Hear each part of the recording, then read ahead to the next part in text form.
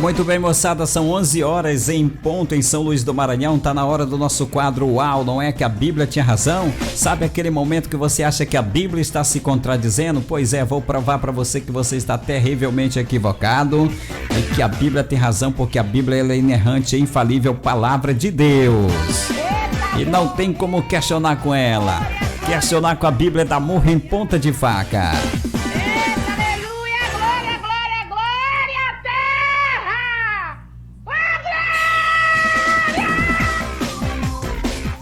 Uau! Não é que a Bíblia tinha razão? Muito bem, depois da irmã que lavar a alma com as gritarias dela, vamos responder a pergunta do Leonardo Sena, da cidade de Fortaleza, no estado do Ceará. Ele quer saber se falar em línguas é dom ou é um sinal. Vamos lá. Antes de responder a essa pergunta, é necessário entender que cada escritor bíblico ele precisa ser lido nos seus próprios termos, né? A gente nem sempre o mesmo assunto é discutido da mesma forma. E em dois autores bíblicos a gente sempre tem algo diferente.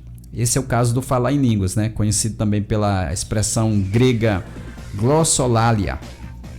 Apenas o apóstolo Paulo e o evangelista Lucas, eles falam dessa glossolalia, né, no Novo Testamento. Será que Lucas, que é o autor do Atos dos Apóstolos, e Paulo, o autor da primeira carta aos Coríntios, o que eles queriam dizer? Será que eles queriam dizer a mesma coisa quando falavam da glossolalia? Ora, várias evidências textuais apontam para uma resposta negativa, né? O quê? Não acredito. A natureza do falar em línguas, em Atos dos Apóstolos e em 1 Coríntios, são claramente diferenciadas e naturalmente complementares, embora sejam da mesma substância.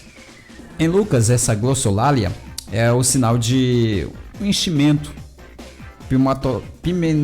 pneumatológico, ou seja, um enchimento do espírito, né? De efeito missiológico, ou seja, Jesus Cristo reverte o homem do Espírito Santo, no processo também conhecido como batismo no Espírito Santo, para que ele saia ao mundo proclamando o Evangelho com uma força, né? Com ousadia, com autoridade, com poder, com algo não natural, conforme Atos capítulo 1, versículo 8. Em Paulo, por outro lado, a glossolalia não é missiológico. O apóstolo destaca que o falar em línguas é um dom comunitário quando interpretado e também quando exercido na vida devocional. Então a glossolalia auxilia vocalmente a oração, conforme 1 Coríntios capítulo 14, versículos 4 e 5. Então, nesse sentido, uma coisa é falar em línguas como sinal de enchimento do Espírito e outra coisa diferente é ter o dom de línguas, que envolve a variedade. 1 Coríntios capítulo 12 e 10. Então, no caso ali, a variedade é um sinal, né? Por sinal. Ou evidência, que não se espera que essa língua seja contínua, mas o dom de variedade, isso sim, acompanhado pelo portador. Então, o motivo. O propósito diferenciado aqui no primeiro caso da língua evidencia uma outra experiência. O enchimento do Espírito Santo para a ação missionária. O Espírito Santo enche uma pessoa para a ação missionária. No segundo caso, a variedade de línguas pode servir como, em algum momento, pode servir como profecia para edificação comunitária e ora como edificação, né, individual. Então, tem momento que essa língua vai servir como edificação individual e uma hora pode servir como profecia coletiva, né? Para edificação coletiva. Em nenhum momento Lucas menciona a variedade de línguas em um falante apenas, né? Apenas Paulo vai dizer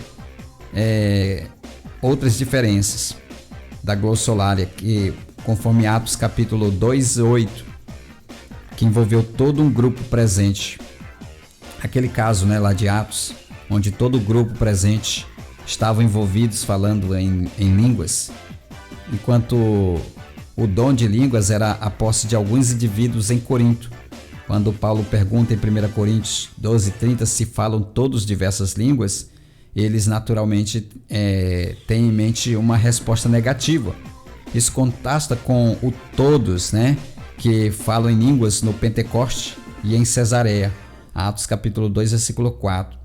Então está implícito que todos foram usados pela glossolalia na cidade de Samaria e Éfeso, capítulo 8 e 16, né? Outro ponto importante, a glossolalia em Atos não requer intérprete. Ela não requer intérprete. As línguas estrangeiras são claramente reconhecidas, chamadas de xenolalia, ou seja, eles estavam falando línguas daqui da terra mesmo, línguas da terra. Apesar deles não saberem falar aquelas línguas, mas agora eles estavam tomados pelo poder de Deus, falando línguas terráqueas, que também pode acontecer de repente a pessoa ser tomada e falar uma língua, um idioma daqui da terra, né? Nem sempre são línguas espirituais. Então ali a mensagem era de louvor a Deus, naquele caso, né, de Atos. Já em Coríntio, o exercício público do dom de línguas depende da presença de um intérprete. 1 Coríntios 14:28. E sua mensagem é claramente profética, 1 Coríntios 14:5. Então, uma semelhança importante entre Paulo e Lucas é que, para ambos, a língua é inteligível, ou seja, não é fruto de êxtase. O outro ponto que é importante é que a língua serve como um sinal para o público incrédulo, né? Para que o público incrédulo saiba que Deus é presente no meio do seu povo, né? Conforme Atos 2:4. Pois desperta a consciência do homem pagão. Se acalme, irmã, se acalme. Desperta a consciência do homem pagão para o sobrenatural e também para a sua alienação de Deus. Atos capítulo 2, versículo 6. Então, a resposta zombenteira aqui da audiência demonstra que o fenômeno desperta o incrédulo a uma resposta, né? Vamos comparar 1 Coríntios capítulo 14, 23. Portanto, para concluir aqui a pergunta do nosso ouvinte, Lucas enfatiza a glossolalia como sinal e enchimento do Espírito. O ponto central dessa glossolalia não é a sua mensagem, mas sobre o que ela aponta, a missão impulsionada pelo Espírito. Enquanto que em Paulo a glossolalia é um dom, o dom de variedade de línguas que deve ser usado na congregação quando interpretado, funcionando como uma profecia e na oração devocional para edificação individual. Tá certo? Então, Lucas enfatiza que a glossolalia é um sinal de enchimento, né? E Paulo diz que a glossolalia é um dom. O dom de variedade de língua, porque ele estava falando agora da variedade, não só falar em línguas, mas a variedade de línguas, entendeu? Então, o Lucas diz que é um sinal, o batismo no Espírito Santo, e o Paulo vai dizer que é um dom, ou variedade de línguas, entendeu? Então são coisas diferentes. E no final nós chegamos a mais uma conclusão de que uau! Não é que a Bíblia tinha razão! Moçada, a Bíblia sempre vai ter razão e nós sempre vamos estar equivocados. Lembre-se que todas as vezes que a Bíblia não falar uma coisa com clareza, não podemos afirmar com certeza, tá bom? E tenha sempre em sua mente que a Bíblia é a inerrante e infalível palavra de Deus e ela não erra. Muitas das vezes, quase sempre, é nós que estamos equivocados.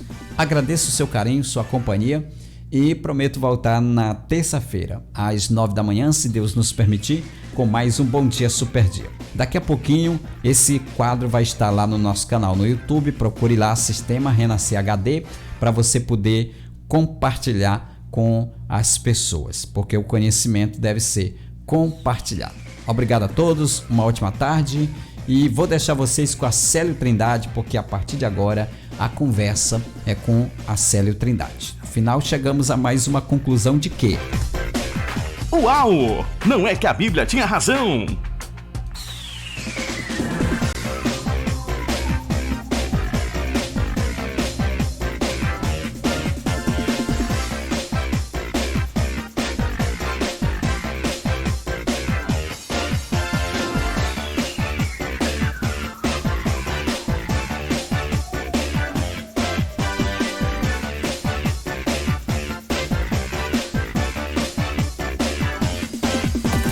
Somos a Renascer HD, Avenida João Alberto 50, Santa Efigênia, São Luís, Maranhão.